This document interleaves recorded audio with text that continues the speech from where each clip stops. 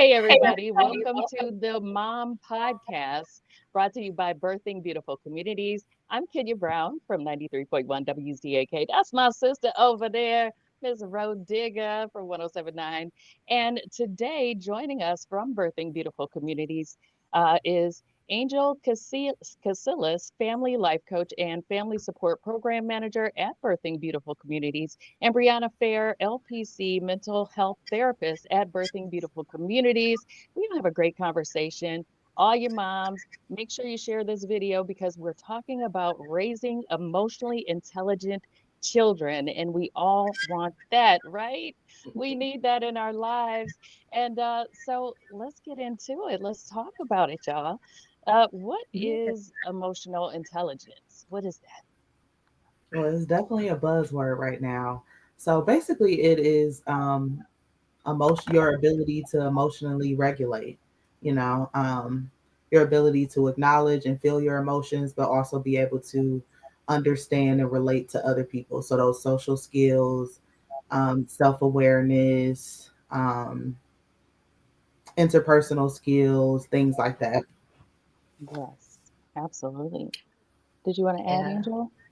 Empathy. So we have to be mindful of how we respond to other people and give them grace. So that's a big part of emotional intelligence. For sure. And we all want that for our kids. That emotional intelligence, it starts when they're really, really little. You have to teach them things all along the way. Bro, I know you got a little one. I know you probably had to deal with trying to get that empathy and get him acclimated, right?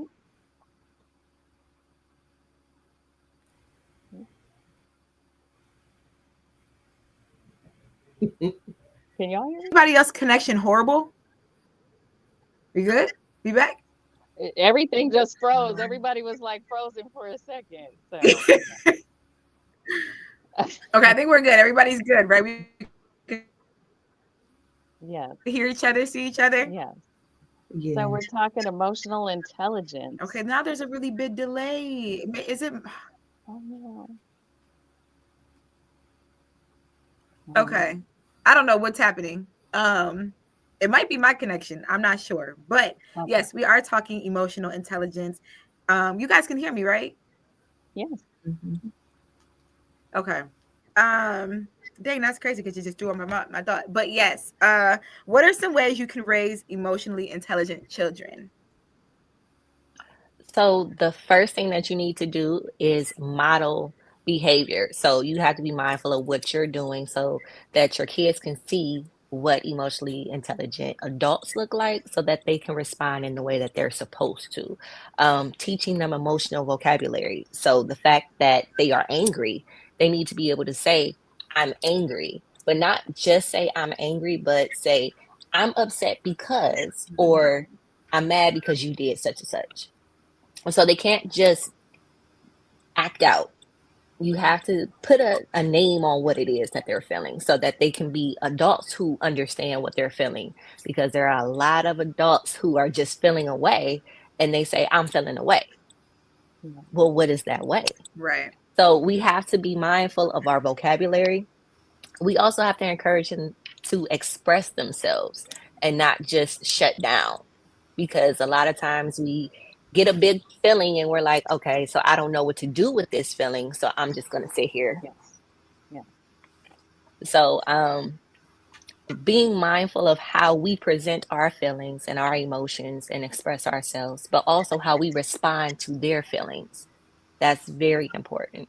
I have a 4-year old. So our go-to thing is Daniel Tiger when it comes to feelings Yes. and emotional intelligence because that show has covered every piece of emotional intelligence. And whenever he's having a hard time, I say, so what did Daniel Tiger do when we were in this situation? So sometimes you can get to a place where you can call back a situation and say, well, what did daddy do when he was upset? Or what did mommy do when she was sad? So if you put yourself in that situation and eh, do an example for them, they're more likely to understand what's going on than just, telling them when you're mad, you need to tell me you're mad. Mhm. I love Daniel Tiger. That was one of my favorite shows to watch with my kids when they were little. Hmm. And Brianna, do you want to add to that? Honestly, Angel answered that perfectly. Said pretty much what I was gonna say. Hmm. Um, I would just add that, yeah, paying attention to what they're consuming. Um, they're looking for images to follow, to be, you're going to be their first person that they model after, but also to encouraging the people who aren't necessarily where they want to be. So if you are modeling, if you know that you're a good role model, then you don't have anything to worry about. But to the parent who is still struggling with that, maybe you don't have really good emotional regulation yet, have conversations with your children. Explain to them that you're not a hypocrite and that you are working on that. And when you don't respond the way that you should, talk to them about that. And I promise you, your kids will be your best accountability partners. They'll be like, "You said you was gonna stop Absolutely. They uh, will. eating a whole Yeah. cake when you got sad, Listen. and you ate that whole cake yesterday. I Yeah. didn't get a slice." They're You going to also, call you oh, out. go ahead. You also have to be okay with saying I'm sorry. So if Yeah. I do wild out on you because I was mad and I know that's not how I was supposed to respond, I'm sorry for talking to you Hmm. like that. Mommy was overstimulated. Next Hmm. time I'm going to try harder. So don't be afraid to apologize because they will absolutely call you out on your stuff, and you have to Hmm. be okay with them doing that. Don't get mad because they saw what you did, because you do Because the we're same all thing to them. teachers. Yeah. Absolutely. We think that, teaching is only ABCs and, when they go to school, but it's really so much more than that. With my son, with my kids, if they are like having a fit about something, I'll sit there and explain to him like, okay, so you're feeling away because this just happened or that just happened. But if you really want my attention, then I need you to just say, Mommy, I need some extra attention right now. I'm not feeling well. I need some extra hugs. I need some extra love. And they learn to, instead of having a tantrum or, having a fit or doing something mean, they will come and hug me. They'll be like, Mommy, I need some extra love today. And so I give it to them because that's what they asked me for. Now, how can you teach your kids empathy? Empathy. Number one, starting with like the definition. Usually, the way I'll break it down to adults and children is just putting yourself in somebody else's shoes. Trying to imagine how you would feel, how you would think, respond, being in that situation. As far as teaching it to children, I think you just take every opportunity that you can. So if it's pausing that TV show and being like, that was a really good display of empathy. Remember we talked about that? Or also just in moments when you're together. So maybe you just resolved a conflict and it's like, hey, I was able to help you resolve this conflict because I put myself in your shoes. I tried to think about what it had to feel like for you to go through that. And that helped me to see your point of view, even though that wasn't my initial, reaction or whatever. So just like teach like opportunities to teach when you can, I think is kind of the best way on top of just modeling it for them. Absolutely. Angel? Yeah. So, to piggyback on the modeling, we have to show them what actively listening is. So, we can't allow them to just talk, talk, talk, talk, talk. Yes, I want you to tell me what you're feeling, but you also have to give me space to understand and respond. So, on the flip side, we have to talk, pause, and ask them, well, do you understand what I'm saying?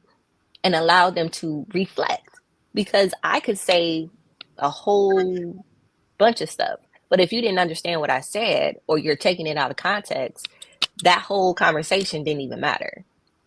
Or if we don't teach them how to um, just listen without formulating a response, Mhm. their communication skills are not going to develop to the place where they're going to be able to respond in a way where I am showing empathy. Because if you say, well, you hurt my feelings when you took that toy from me.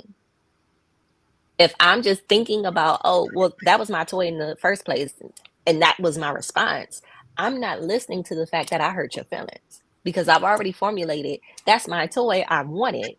It's mine. I didn't care that you already said that I hurt your feelings. So I have to be mindful of the listening portion and being able to communicate clearly. This is what happened.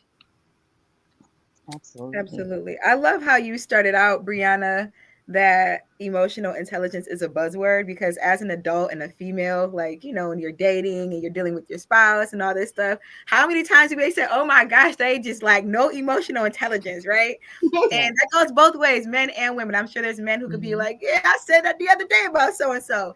But the crazy thing is, as adults, we try to get a grip on that, whether it be for ourselves or for the person, the other adult we're interacting with, and you forget, like, if you have young people, all right, well, if you got a problem with this grown person having some emotional intelligence, you would want that for your child to be able to develop that at a young age and be able to Yeah. grow and mature that skill set. So I love that we're having this conversation because I think a lot of times, something like emotional intelligence we don't really attach to a child because we just always be like, oh, they're kids, they're just being a kid, they're just being a boy or whatever the case may be. But it's like, no, this is very, very important and key for our young people. And I love that we're having this conversation. So even though amongst the questions that you guys have already answered, I feel like you can take away some tips on how to make your child more self-aware, but more directly, how can you make your child more self-aware these days? So the theme word for this is modeling. Everything is modeling. So for me, I have a hard time sometimes expressing myself verbally, so I journal. So I've taught my son how to draw pictures. Like if he feels like his emotions is too big, let's take a little break and then you could just draw what you need to draw. And I gave him his own journal so we could just look through it. And I'll be like, hey, so this picture right here, it looks like this. Is that how you were feeling? So then he has the opportunity to verbalize what he Mhm. drew. And then that is a way that he can say, okay, I noticed that when I cried, I was sad, but when I was angry, I was yelling. So it kind of puts the emotions into a perspective where he can understand, well, this is what I do when I'm this way. Mhm. Um, and providing a safe space for them to do that is top tier parenting because we can't get into a place where we can tell our kid, you could tell me anything. But then when they say Mhm. something, we lash out at them or Yeah. call it disrespect because disagreement is not disrespect. And that's something in the Black community that we have to unlearn. Just because they disagree with us, they're not being disrespectful. It's just this is their viewpoint, and we have to be okay with that. Yeah. Um, I would say with self awareness, a lot of it is just like education, bringing things to a perspective that they can understand. So, for example, like one of the kids in my family is having like issues at school. So I'll bring out perspectives he wasn't thinking about, like, okay, what do you know about your teacher? Like, are they married? Do they have kids? They're like, yeah, I think she has. I'm like, well, think about that's somebody's mommy. The way you love your mommy, you're mistreating somebody's mommy. Like, how do you think that like your actions impact everybody? It impacts the person sitting next to you. It impacts your mommy and daddy. It impacts her children, her husband, her like all these people are impacted by your actions that took place for this little bit of time. So just showing them just how much power they have with how they speak, how they behave, and how many people it could impact, and like how far kindness can go, how far anger can go, and really just educating them on those things. I think that that Absolutely. helps a ton with self awareness because most of the time they're just not thinking about that stuff. Mhm. Mhm. They Right. don't need to. Absolutely. They that's not on their mind. Right. Yes, we have the perspective as adults, so you can't assume that these little people will understand things in the world the way it should be. So we have to have these conversations with our kids and trust that they'll understand. Now, self-awareness is key, but how do you help your child develop conflict resolution skills because that's really big, especially when they go to school, things like that. Yeah. Number one, I would say options, because everybody kind of responds differently. You have the kids that kind of go inside themselves and get really passive, and now they're just stonewalling everybody. They don't want to talk, they don't want to move, they just they done for the day. Then you got the ones that may be like really explosive, or they all kind of respond naturally differently, you know. But number one, I think giving kids options for how they can, like it's okay to take a pause, it's okay to respond in that moment as long as you can do it in a way that's not going to harm you or somebody else. Um, Right. and also taking every opportunity to show them other ways that you did that, because a lot of times they are watching you, and they're modeling, like, you know, you, whether they want to or not. But a lot of the times they're like even unaware that they're doing it. So like make it Yes. get more apparent to them, like, yeah, remember that day we was at such and such and you was eating that slice of cake? Me and daddy was actually beefing, and Yeah. we this is how we resolved it, you know? And they're like, oh, I didn't know that was the option. I didn't know that, you know, you didn't have to do all that, or like you didn't have to make everyone aware that y'all were having a conflict in that moment. Right. Yeah. So just like Absolutely. pointing out examples, I think is really helpful. Angel? Um, just teaching them about compassion, because you have to be able to speak to somebody with compassion and kindness during a conflict, because a lot of times we're not mindful of our tones, Right. and the tone is the reason why it goes to a whole nother level. Because I can say, Brianna, you took my cake, and she could say, oh, I'm sorry, I didn't know that was your cake. Or Brianna, you took my cake. And then Brianna's like, I mean, I didn't know that was your cake. That's a whole different conversation. Right. Same words, completely different conversation. Yeah, So different we tone. have to be mindful of our tone, our nonverbal communication, because all of that neck rolling and my finger in your face and all of that, that can take something to a completely different level Mm-hmm. just based off of how I'm moving my body. Hallelujah. So being Yeah. mindful of that. Again, the active listening, communicating clearly, teaching them problem solving skills, because a conflict is nothing but a problem that needs to be solved. So we, the two of us, have to come to an understanding of how to get through this conflict. It's not, I'm just saying what I need to say so I can be right, Mm-hmm. because I might not necessarily be right. She might not necessarily be right. We could both be wrong, or both responses could be true. Two things can be true at one time, but Right. we have to figure out in this moment, how are we going to get through this conflict? So, I mean, she did eat my cake. What's she going to do about this cake? Are you going to buy me some more cake? You going to make me a cake? We going to go get Right. cake together? Like, we have to go through these different routes to figure out how we're going to resolve this.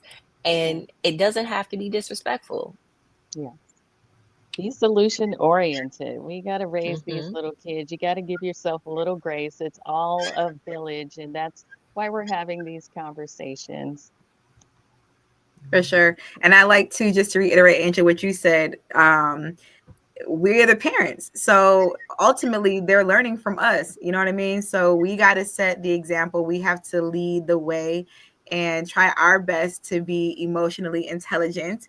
And if we ain't, we got to work on that too. Like, it could be a Hmm. team effort, you know, but definitely it starts with the parents or the guardians of the children. So we have to be mindful, very mindful of what we're allowing our kids to see in our behavior and how we conduct ourselves too. So especially with them.